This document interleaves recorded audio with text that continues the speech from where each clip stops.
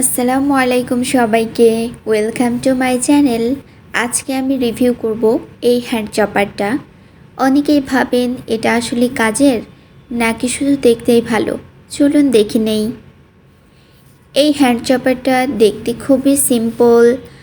এর plastic body আর ভিতরে স্টিলের প্লেট, দুইটা প্লেট ছিল, একটা স্টিলের এবং আরেকটা প্লাস্টিকের। আমি এটা কিনেছি অনলাইন থেকে, দাম পড়েছে 170 টাকা।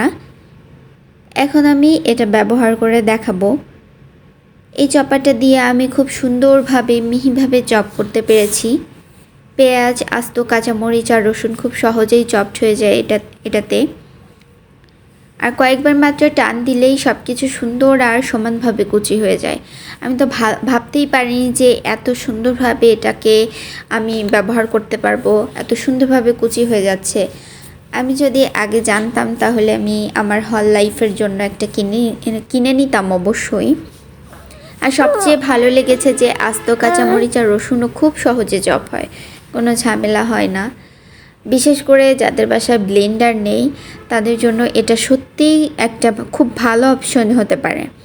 এই চপারটার ভালো দিকগুলো হচ্ছে আপনার বিদ্যুৎ লাগবে না, তারপর আপনার সময় অনেকখানি বাঁচাবে, কারণ পাটায় বা শিল পাটা যেগুলো আমরা ব্যবহার করি ওটাই কিন্তু অনেক টাইম লাগে আপনি বাটাবাটি করতে। সেই হিসাবে এই চপ করে নিলে কিন্তু খুব সহজে আপনি রান্না করতে পারবেন। আর এটা ব্যবহার করাও সহজ, আর পরিষ্কার করতেও কোনো ঝামেলা নেই।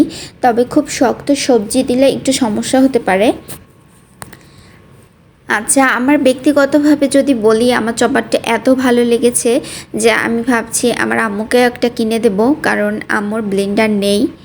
আর সব মিলিয়ে বলবো এটা কম দামে খুব কাজের একটা জিনিস, আর দৈনন্দিন রান্নার জন্য খুবই হেল্পফুল আসলে, অ্যান্ড সত্যিই ভ্যালু ফর মানি।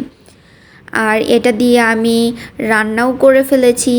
ভিডিওটা ভালো লাগলে লাইক দিন, কমেন্টে জানান আপনার মতামত, আর এমন রিভিউ পেতে চ্যানেলটাকে সাবস্ক্রাইব করুন। ধন্যবাদ সবাইকে।